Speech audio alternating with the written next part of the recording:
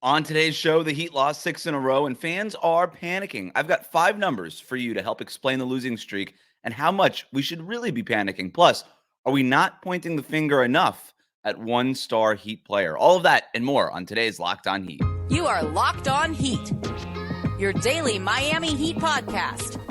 Part of the Locked On Podcast Network, your team every day.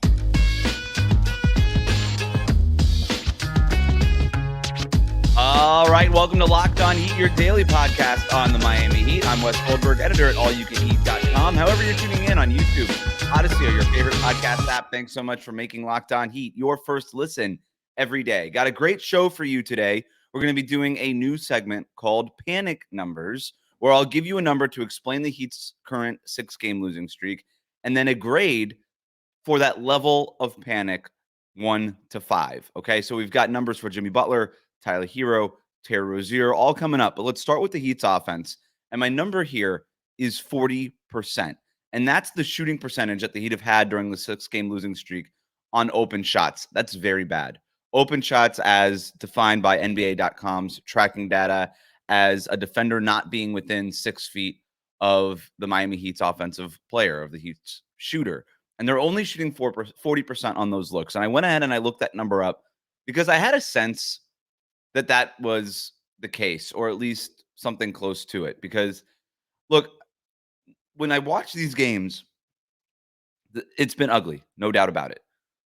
But you got to look at the process of things and not necessarily the results sometimes to kind of get a real sense of, all right, what's really going wrong here? Because in today's NBA, we know this, it's very make or miss. And Eric Spoelstra has talked about this, that this team, after they miss a couple of open shots, gets sort of beside themselves. They stop focusing so much on defense and on transition and doing the right things. And I have numbers about all of that stuff too. And I do think that part of it is true. And it's not to excuse that. But if you're not making shots, there's really only so much you could do in today's NBA, right? You can't really box out your way to a win. You got to put up points. And when the Heat aren't putting up points, them and every other team in the league, every other player in the NBA, at some point, you just get to a certain level of frustration. By the way, this is very similar to what we saw with the Heat last year during an underwhelming regular season. They were just missing shots. They were bottom 10 in the league in three-point shooting percentage and in offense overall. And it was sort of an underwhelming regular season that was marred by frustration and all these things. And I think we all remember the NBA Finals run. And one of the reasons it was so surprising and so thrilling was because it was so unexpected, because that was not the team that we saw in the regular season. And for most of this regular season, I don't think that's been the case. I don't think we've seen last year's team so much this year. But that's what I think is so concerning about this 6-game losing streak, is that they're starting to look a lot like the team they looked like last regular season, which does not mean, by the way, that they're about to make an unprecedented run to the NBA Finals. It just means they look bad, the way that they were bad last regular season, or mediocre if we don't want to go too strong on the words there. But the 40% on the open shots, that's a problem. And they need to make those shots. And nobody's making shots. Nobody. Duncan Robinson, Tyler Herro, Rozier has been awful when he has open looks. But when you go to the process, the Heat are also getting those open shots. And on that side of this whole thing, that's a good thing. They are getting the third most open shots in the league during this stretch, okay? So only 2 other teams are getting more open shots than the Heat have over this stretch. That's a good process number. That's a process number that is a good reflection of Miami's offense. It means it's working. It means they're getting open shots. And I don't think it's necessarily a situation where defenses are leaving guys open. This is not a PJ Tucker situation where he made a bunch of those corner threes, but defenses kind of just let him have those corner threes also because they weren't really worried about what he's going to do with the ball if he wasn't taking the three-pointer. So that's not really the case here. I think Rozier is getting good shots. Tyler Herro, Duncan Robinson, these guys are getting good open shots from three-point range. They're just not making them. They're making them at a second worst clip in the NBA during this stretch, despite getting almost the most shots, open shots in the league during this stretch too. So that's a problem. They're also not, you usually try to balance this stuff out. Okay, if you're not if you're not making open threes, if you're not making open jumpers, even though you're getting them, you try to balance that out with scoring in transition, getting to the foul line. They're not really doing a whole lot of that either, which I think is when Eric Spoelstra talks about, hey, we can't fall in love with the jumpers and we got to be more intentional, all these things. I think that's probably what he means. Okay, if our open jumpers aren't going in, even if they're open, we can't rely on those solely. We gotta try to get to the rim more. We gotta try to get to the foul line. We gotta try to get points in transition. They're just not scoring in transition, and that's not just during this stretch. That's basically been the case all season long. This team does not get points in transition, which is weird because Miami Heat teams tended to balance out their poor offense, their poor half-court offense, with scoring in transition, especially during the Jimmy Butler era, where this team could turn steals into points real quick. If there's a process thing, if there's an eye test thing that I can go to, if I'm getting away from the numbers here for a second, it's when this team does get a steal or has a chance to push off of a defensive rebound. They're not. This team is not getting up the floor. They are slow to matriculate the ball. They are just slow to get into their offense. And I know that Jimmy Butler likes to play that way. They can't play that way. This team has too many athletes now with the addition of Terry Rozier, with Bam Adebayo running the floor, with Jaime Jaquez running the floor, with Caleb Martin running the floor. And this team is healthy. Jaime's back. Caleb's back. Like these guys, Caleb looks as healthy as he has all season. This team needs to push the pace. They cannot afford to walk the ball up. And so if I'm trying to find a fix for Miami's offense, it's keep shooting the open ones. Eventually, they're going to go in. That's just how the league works.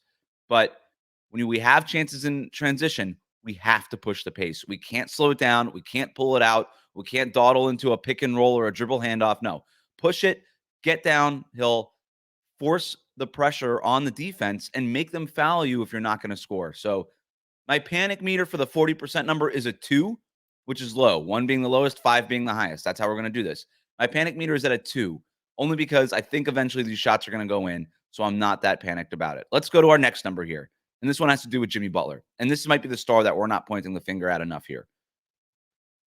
My number for Jimmy Butler is 21.4%. And that's his usage rate during this stretch. And for the season, it's not that much higher.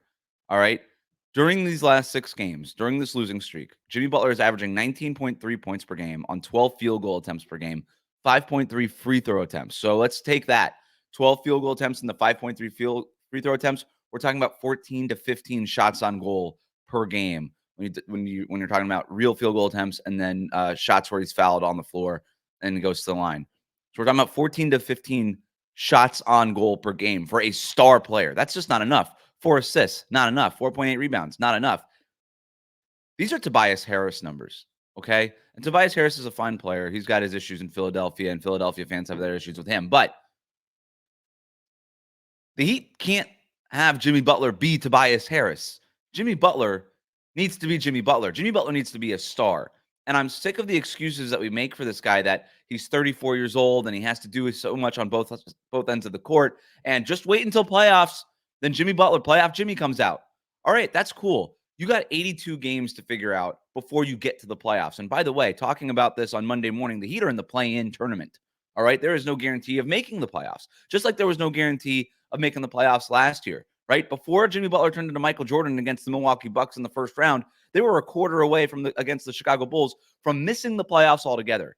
And if Max Strus doesn't go off in the fourth quarter against the Bulls in that second play-in game, Jimmy Butler doesn't have a chance to become Michael Jordan in the playoffs. You got to get there first. And the East is better than it was last year. Flatly better.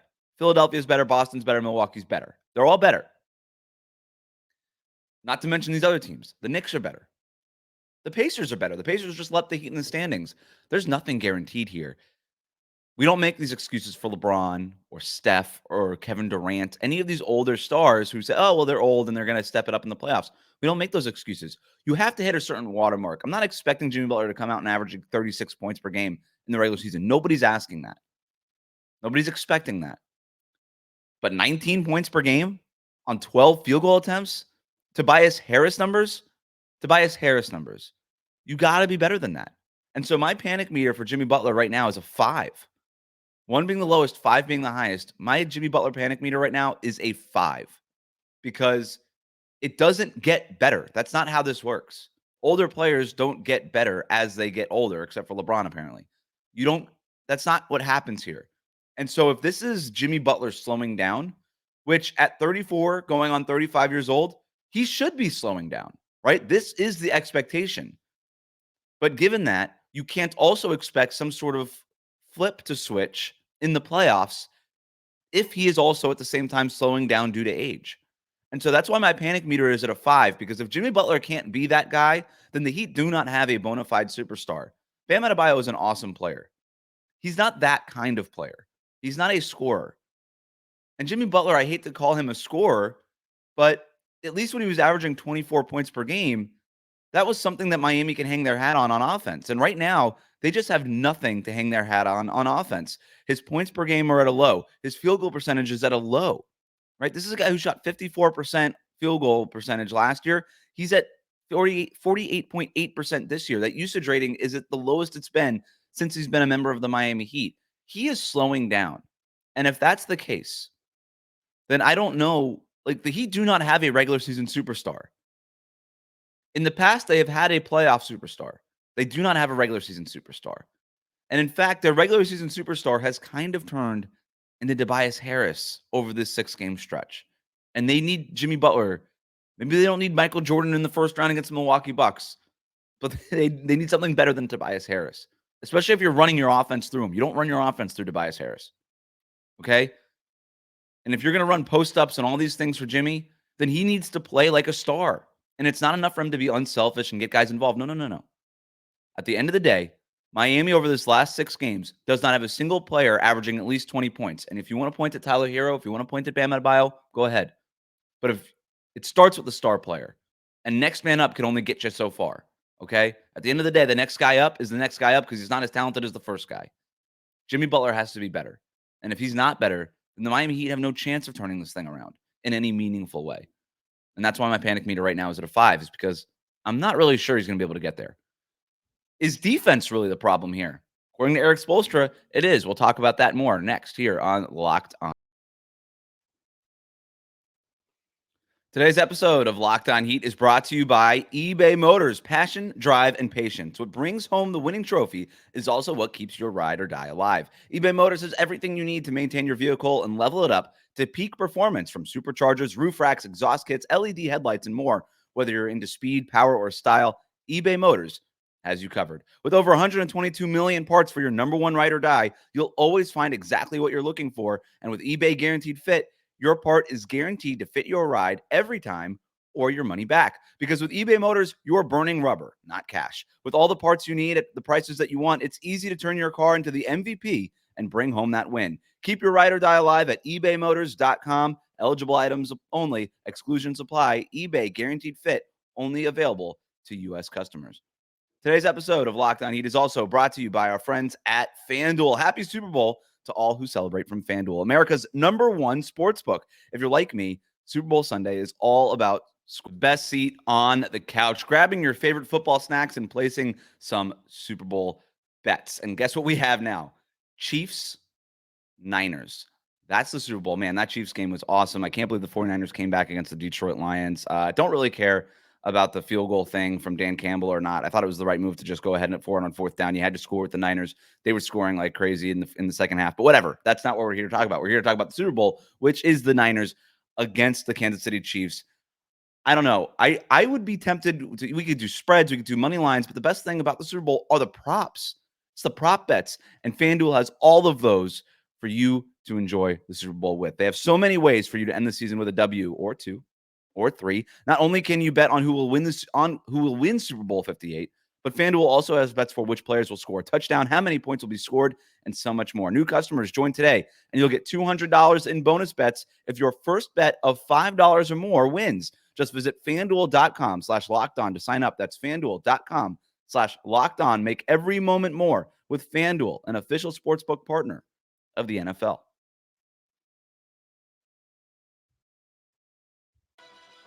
Thanks for making Locked On Heat your first listen every day. Make sure you're subscribed on YouTube and your favorite podcast app. Locked On has launched the first ever national sports 24/7 streaming channel on YouTube. Locked On Sports Today is here for you 24/7, covering the top sports stories of the day with the local experts of Locked On, plus our national shows covering every league. Go to Locked On Sports Today on YouTube and subscribe to the first ever national sports 24/7 streaming channel. Going ahead with our panic meter. Is defense really the problem? Let's talk about the defense. Here's my number. 29th. That's Miami's league ranking in defensive rating over the last 6 games.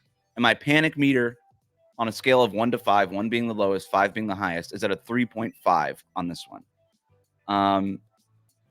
The Miami Heat are a defensive-minded team. Their identity is about being elite defensively.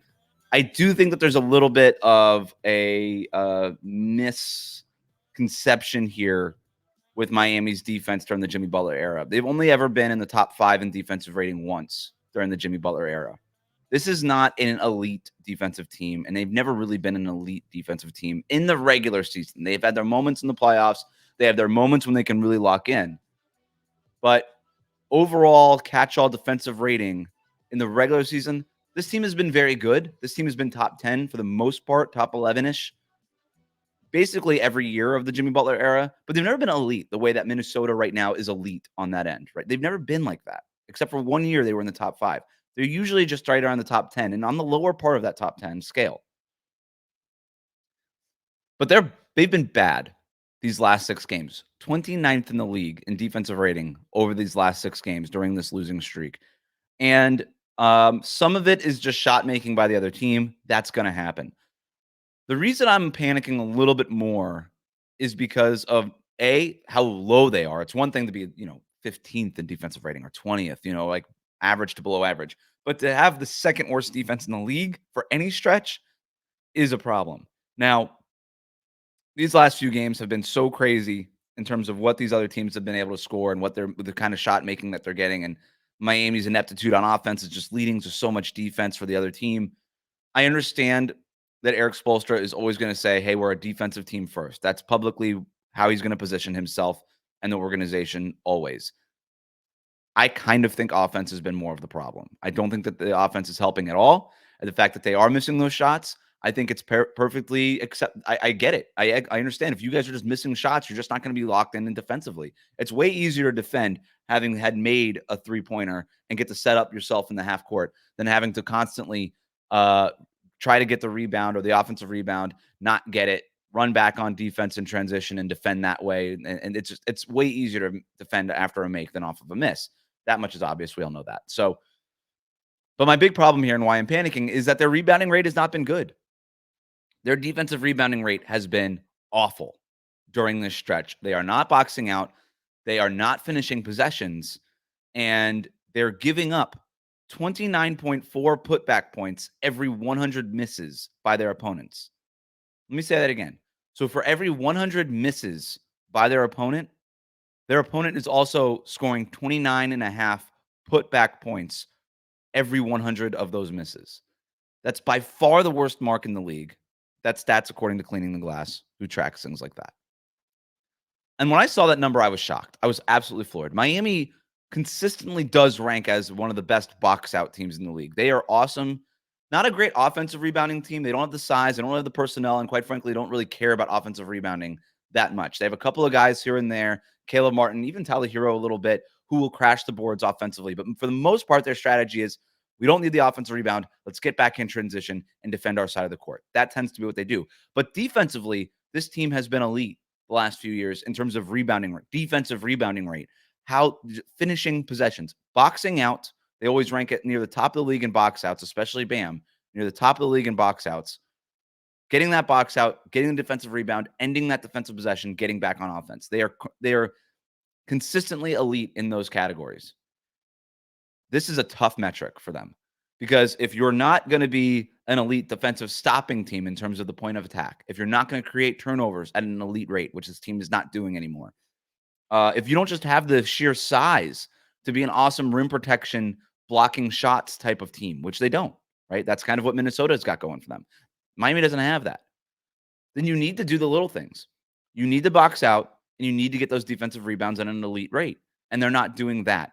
The Miami Heat have to work harder for what they want to do than most teams in the NBA because they're not that athletic and because they're not that big and because they are a little bit older as a team. And they're not doing those things right now. And I'll go back to Spo's comments when he talks about, hey, if we're not making shots on one end, it doesn't mean we can't do our job on the other end. This is exactly what he's talking about. And so my panic meter for this is at a 3.5. Because if the Heat are essentially giving up on defense, if they're not getting those defensive rebounds, if they're not doing those little things, if they're not doing the hard work things, then they don't got anything on that end of the court, right? That's what they do. That's how this team is top 10 in defense, is the little things like this. And if they're not doing it, then we have a problem. It's not as high because I do think that once they start making those shots, then they'll start doing these little things a little bit more. And you look over the course of their season, this is easily the worst stretch they've had defensively all year long is these last 6 games. You subtract these 6 games out, they're still right where they kind of tended to be defensively. So I think this is just a bad stretch. Dog days of January, tough part of the regular season. Trade deadline coming up. I know they already made a move, but I still think maybe some people are on edge and stuff like that here. The locker room doesn't have a great vibe around it right now, but winning should help and making shots should help, not just the locker room vibe, but doing these little things defensively too. So it's at 3.5. It could be higher. It could be lower. It's kind of right in the middle right now. All right. Do the Heat need to bench Tyler Herro? We're going to talk about that next here on Locked On Heat. Today's episode of Locked On Heat is brought to you by Quiz. Today, we're going to have some fun and test your Miami Heat knowledge. This one coming from Quiz with 3 eyes. What is the nickname of the Heat's mascot? Is it Bernie, Blaze, Flame, or Sizzle?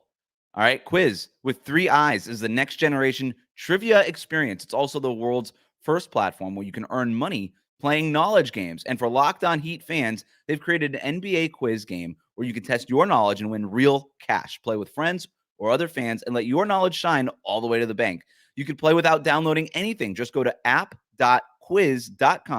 and start playing today. Again, Quiz with 3 eyes. NBA Quiz is the ultimate knowledge challenge for fans that live and breathe basketball. Let's get back to our trivia question. What is the nickname of the Heat's mascot? It is, of course, Bernie. You guys knew that. Come on. If you want to play, go to app.quiz.com to test your knowledge and win cash today. That's Quiz with 3 eyes, just like a 3-pointer. Play now, showcase your skills, and take home cash prizes. App.quiz.com, where fans become champions. Thanks for making Locked On Heat your first listen every day. Make sure you're subscribed on YouTube and on your favorite podcast app. David Ramil, my co-host, will be back with me tonight. We're going to be talking about the Heat's game against the Suns. So everydayers, make sure you are locked in for our reactions to tonight's game at Kaseya Center against the Phoenix Suns. Phoenix coming off the second night of a back-to-back. Should be a good chance for Miami to try to bounce back and get a win and snap this losing streak. But speaking of this losing streak, we're doing the panic meter here. Let's talk about Tyler Herro. And my number for Tyler Herro is 5-10. And that's Miami's record in 15 games this season with Tyler Herro, Jimmy Butler, and Bam Adebayo all on the court. My panic meter here is a 3. 1 out of 5. 1 being the lowest, 5 being the highest. My panic meter here is a 3, so right about in the middle. And usually it would be a little bit lower. But enough smart people think that benching Tyler Herro is a solution that I'm going to listen to him.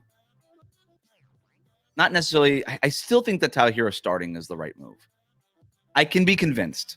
There's good arguments. My friend Rohan Nadkarni of the show thinks that Tyler Herro should come off the bench. I know Ira Winderman from the Sun Sentinel has talked about maybe in his columns bringing Tyler Herro off the bench being the right thing and starting Duncan Robinson again. And look, there is something to it. I do agree that the offense does tend to flow better when it's Duncan in there and not Tyler Herro. Duncan's just more willing to play off the ball, create space. Tyler Herro wants the ball in his hands. He's going to take mid-range shots and all those things. And I could probably talk myself into it just sitting here by myself. But, you know, there is an argument, right? Miami's offensive rating with Jimmy Butler, Bam Adebayo, and Tyler Herro on the floor, 115.6. That's about average. It's fine. With Duncan Robinson in Tyler Herro's place with Jimmy and Bam, that offensive rating soars to 119.7. Now, it's on half the amount of possessions that there have been with Tyler Herro. So it's a little bit of a smaller sample size. Let's also keep in mind that for the most part this season, Duncan Robinson was starting earlier in the year when Tyler Herro was out with the ankle sprain. He was playing with a more interested Jimmy Butler, a pre-hip injury, Bam Adebayo. There were certain things that Duncan Robinson had that Tyler Herro hasn't really had over this last stretch. And Tyler Herro, let's not forget, in the beginning of the season, these numbers were amazing, right? Tyler Herro was averaging like 25 points per game, the shooting percentages, all those things. He looked like he was making an all-star case. And then, of course, he got hurt, and now he's no longer eligible. But and he hasn't been as good, quite frankly. So I don't know. I could go either way. I do think that there's something to be said, especially with Kyle Lowry no longer on the team, of having a ball handler like Tyler Herro. Duncan Robinson's a good passer. He's not a great passer. He's a good pick and roll facilitator. He's not a great one. And I'm not saying that Tyler Herro is, but I do think his off the dribble game, especially from 3-point range and pulling up, is so important to loosening up Miami's offense. And when they need a bucket, he tends to be the guy who just gets them a bucket. I don't know. I think that, to go back to my Jimmy Butler point, I think it's more on him to just sort of say, you know what? It's my offense. It's my ball. I'm going to run stuff. And this is my point. And this is probably why it doesn't look great when it's Jimmy, Bam, and Tyler. What is Miami's offense? I think it's a legitimate question. What is Miami's offense? I know what Philadelphia's offense is.